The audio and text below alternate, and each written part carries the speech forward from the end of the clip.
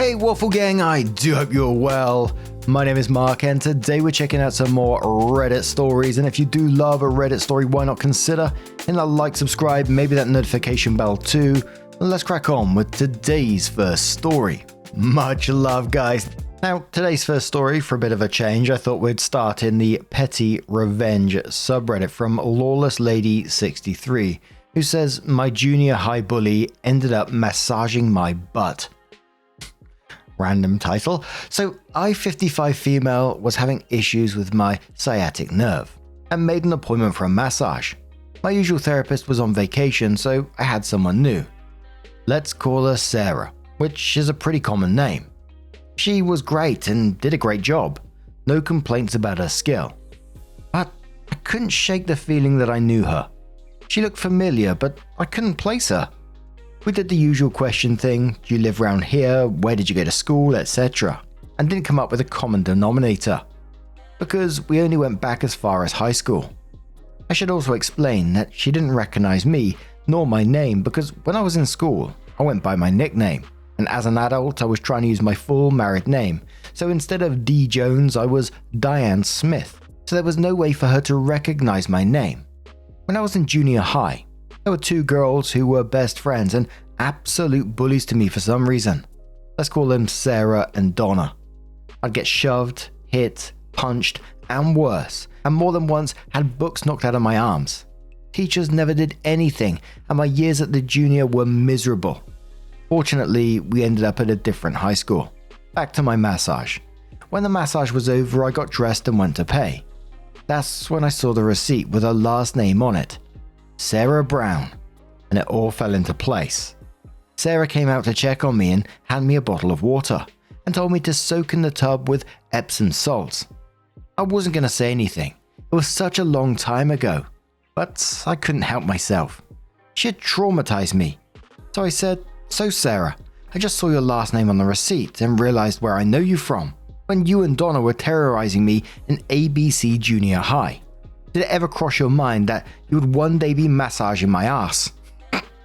I then told her you would have known me as D. Jones back then. Give my love to Donna, and walked out leaving her with a stunned look on her face. I know it was petty, but I couldn't help myself and I tell the story to everyone. LOL. Edits, someone just called me out in my age. Forgive me. I lurk, but don't post often, so apparently didn't follow protocol. I read a story here earlier that reminded me of this event. What should I have said was, I'm 62 female and this happened a few years ago. Instead, I mistakenly gave my age at the time the event happened. Sorry for the confusion. 24 girl responded to that saying, I got to evict my high school bully when I managed apartments. Of course, I was grinning the whole time. Top committee says, mine was asking for help on the side of the road, far not a busy road at all. He looked really happy to see someone finally stop. I recognized him right away. He didn't recognize me. Asked for help with his car. I called him by his name and told him to go fuck himself. Left. Looked at him getting smaller in the rear view, laughing my ass off. Someone did ask, the real question is, did you give her a tip? Hope you replied saying, yeah, I did. I'd already paid when I saw the receipt, but I would have anyway. She did a good job and we were just stupid kids back then. I wouldn't mess with her livelihood. But what do you guys make of that situation? Let us know your thoughts. And we're going to stick in the Petty Revenge subreddit for the time being with various Olive5072. And it says, mess with my kids and find out. By truck. I, 34 female, have lived in a very nice part of conservative Oregon state for 5 years. And this is not an easy state to be accepted when you're a family of 4. Male 38, kids 10 male, 7 female. From OC SoCal, is that Orange County, California? It's like we've been transported to another planet. And shout out to parents. It's been awful dealing with the staring parents at the school bus stops. Oh my god, they stare at my style, hair and tattoos like I'm an alien. I refuse to wear leggings, so it's like they take that as a personal insult. I've always avoided a lot of them and kept a polite distance. Get my kids and bail. But there was one mum that was like the leader. I even heard her say once, yeah, I'm the neighborhood mum in case blah blah. She drove her husband's huge truck and thought she was the shit, revving it up and down the street. Our apartment complex, all the families that wait at this stop live there, was within eyesight, it was so close. I walked every day to teach my kids to not be lazy and to not be afraid of the weather. I always kept my distance, but what made my skin crawl is the woman couldn't park the truck. It was the first in-person school year since COVID, and she was parking on the sidewalk directly in front of the corner that the bus pulled up to. I was the only parent that walked each day despite the weather. On one particular day, there was snow on the ground. She and one of the other creeper mums was sitting in the truck with the windows down, so I actually stopped and said, "Hey, do you mind not parking on the sidewalk? It's hard to get by." Completely calm, just a passing comment. She immediately responds with, "I drive a big truck. Deal with it." I was not expecting that reaction at all. Her friend was closest to me on the passenger side, frantically trying to roll up the windows, but at the last couple of inches, I come out of shock and say, "Then learn how to drive it." Then walk away. The next day, I walk up to the sidewalk and there she is in the rain, now blocking the sidewalk. I call the non-emergency police line and they said they will keep an eye on the corner for afternoon drop-off. When the afternoon comes, there is a black Tesla sitting there with grey lettering that says police. Truck bitch pulls up on the sidewalk, not seeing him. She's bumping 2000s techno and has kids jumping around. He walks over and talks to her and leaves. I then get a call from the officer to offer some comfort, I guess. He gave her a ticket for driving with kids not in their seatbelts and gave her a warning for parking on the sidewalk, forcing people to go around her into the street on the icy ground. He told me to call him again if she keeps doing it and to stay away from her. She's an angry person. I don't see her till the next week. Guess where she parks? I call the officer direct number he had given and he comes within minutes, pulling right along her truck. All the parents are staring, but I do notice that the friend that had been in the truck is now staring at me. I stared straight at the street ahead of me, praying for the bus to appear because I was trying not to laugh. I have always left these women alone, kept my distance. It's been a couple of years now. One of their sons even went up to my son and told him, "Did you know your mum is a bad person?" I never did anything, never approached the parents. I ignored it and used it as a lesson for my son. Now I found out how much her new tickets have added up to. She's racked up $800 in tickets. She hasn't gone to the bus stop since. I eventually figured out she does still live here. I haven't seen her at the bus stop here since the second cop interactions. I see her drive around. Now she drives an ugly little gold Honda. I'm the last person that wants to fuck with you. But if you won't stop, what can I do? Opie adds a little update to the post and says, the story of the truck. After the final ticket, she stopped showing up at the bus stop, but I eventually figured out that she still lives here because she drives by every day in the morning and in the afternoon because her kids still go to the same school, and she's on the same schedule. I see her on the same driving schedule and she stares at me over her shoulder, but I don't know how she could know I had any effect on the situation. This year, 2025, I've seen her at school events with a new man, so I don't think the husband just took the truck away on time out. I think the husband left her at some point and literally took the truck away with him. Add on, keep in mind that I did not call anybody to report her driving with kids hanging out of her truck or in the back of the truck. I only called to see if they could keep an eye on the bus stops because in the bad weather, people were parked in the sidewalk. I didn't report her license plate or anybody specific. So the day she rolled up with the kids all over the truck, the cop went up to her on his own, and she argued with the cops yelling that she does this all the time. The kids weren't even hers. She was doing carpool. The reason she was at the bus stop was to pick up her kids that take the bus with my kids. And Opie had loads of lovely comments supporting her, saying about people who park on sidewalks, especially outside schools or bus stops and stuff. We get a lot of that round where I live. There's a school local and you get lots of people just parking absolutely stupidly when there's children coming out of school.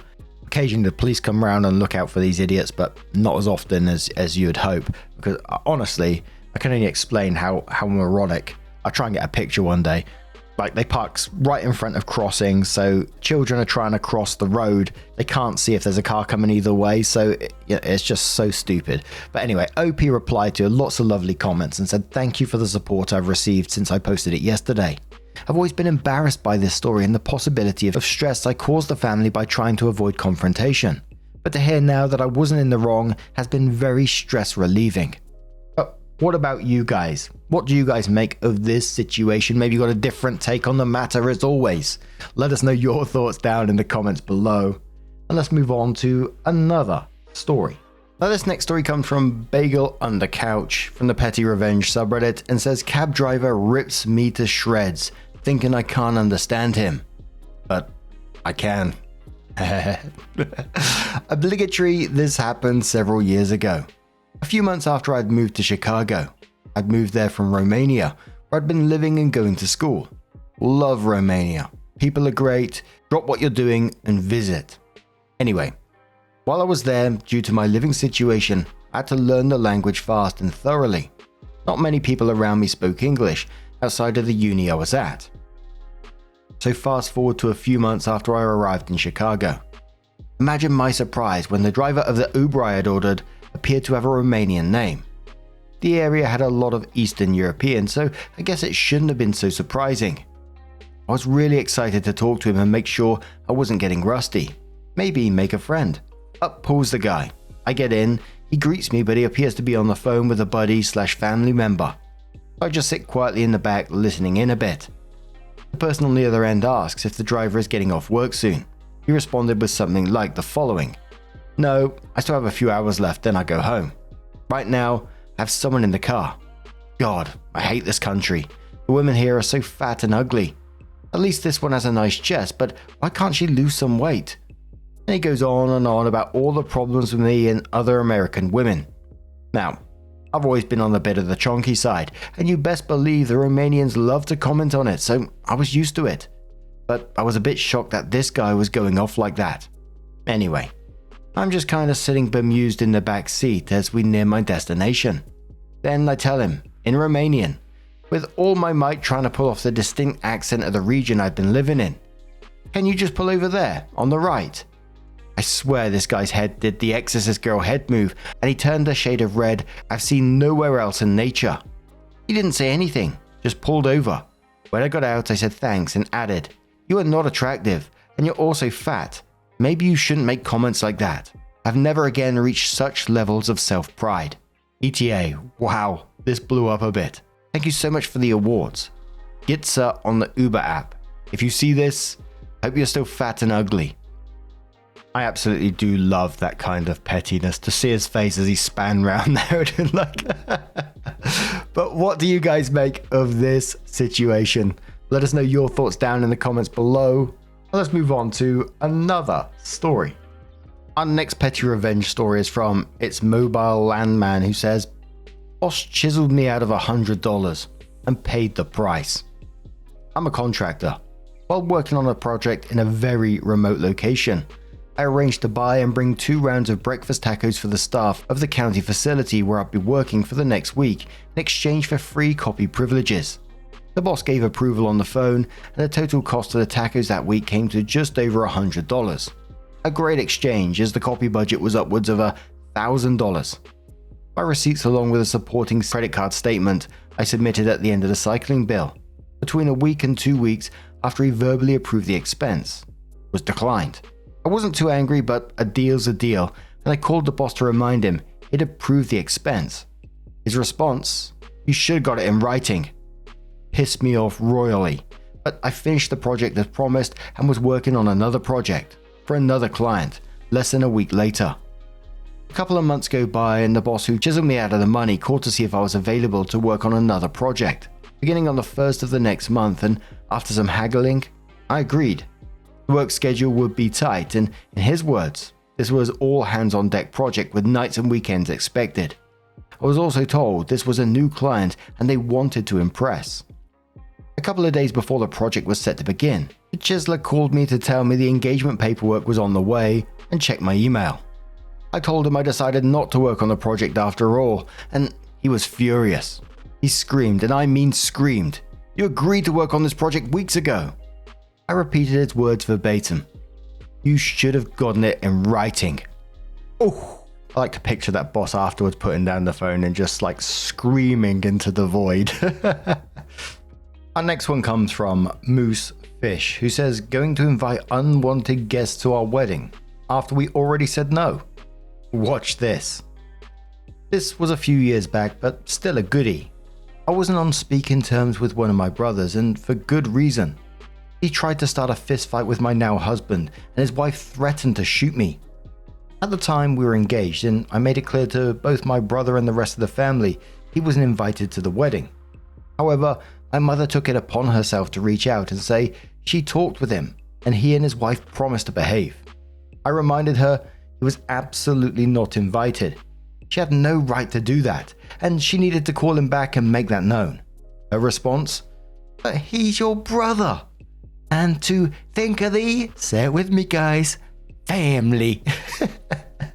To make matters worse, we were receiving a lot of pressure to pay for an open bar.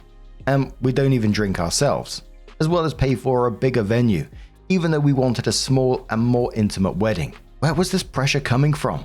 Why, none other than my alcoholic mother, who wanted to invite a bunch of relatives I've never met and take advantage of an open bar. Now here comes the fun part. I was at my wit end with all this family drama. So one Monday evening, a couple of months before the wedding, the following conversation took place. I said, "What are you doing tomorrow?" Now husband says, "Hanging out with you." Why? Opie says, "Want to get married?" Now husband says, "Are you serious?" Hell yeah! And we did. We eloped with just us and a couple of friends that offered to officiate the wedding that Tuesday evening. We saved thousands upon thousands of dollars, didn't have to deal with all the drama, and had our small and intimate wedding that we wanted. Honestly, I wish we had done this to begin with. However, my mother lost her shit, posted all over Facebook seeking pity about not being at her daughter's wedding and how I could do that to her, etc, etc. Funny how she didn't mention any of the above details in her post and made it all about her wants and woe is me. Even more funny is we would have had the wedding if she would have respected our decisions. So no, you don't get to invite unwanted guests, make demands, or get to go to our wedding. The top commenter on this one made me chuckle. It just said, "Dodging bullets like Neo in the Matrix." And I always find it shocking in the comments. There was a lot of people saying they did exactly the same thing after being pressured and a lot of drama around the wedding, that they just thought, fuck it, let's just elope. And they did. And, it turned out to be the most amazing thing ever. But what do you guys make of this one? Let us know your thoughts and let's have another one. And this next one is from Ismail an Instrument 95 and says, "Let your teenager kick me for a 9-hour flight. Get stuck on the plane extra long. Yesterday, I was flying to America from the UK, and a mother and a parent 18-year-old daughter were sitting next to me. She looked younger, but the mother gave her alcohol during the flight that she had ordered, so who knows. The whole flight, the daughter had her shoes off and kept elbowing and kicking me with her stinky sock feet while talking loudly. At one point, I was asleep, and the daughter kicked me awake and slapped me with her jacket. Right before landing, the two of them were physically fighting. Play or not, I got hit a few times and told them to be civilized. Now, for my pettiness. As soon as the fasten seatbelt sign came off, they got up and obviously were trying to force their way off the plane early. We were in 37G to J, very back of the plane. I threw down my table and kept watching my program, trapping them, and told them, "Patience is a virtue, but be last off anyway." They were not pleased. When the rows in front were clearing out, I waited till the last second to close up, and as I got my bag out of the overhead, I put it on my seat, blocking them again, and accidentally hit the daughter with my jacket on the way out of the overhead, keeping her back. There was a very large family behind us that made their way behind me in the aisle, blocking them in again. I didn't see them at baggage till 5 minutes after I made it. Didn't affect them a lot, but it sure made me feel good. It's the little things. You say, it probably didn't affect them a lot and it was a little thing, but to them, it was probably a huge thing. There's probably something that they still discuss, that person that blocked us in, and they probably get riled up over it. So, enjoy that pettiness. Savor it. And someone said on the back of that, "It's people like this that make me wish I could downvote them in real life." I was thinking, isn't that an episode from Black Mirror or something? When someone angers you, you can just vote them down. No. Downvote for today. But now, what do you guys make of this collection of stories? Maybe you got your own petty revenge story. You can share it at r/marknarrations if you want to. Email me, tweet me. We'll find a way of getting that story to me. But just a huge thank you for being here today, getting involved in the stories, your love, your support, your time. It always means the absolute world to me. So thank you so much for being here today. And hopefully I will see you in the next one. Take care and much love.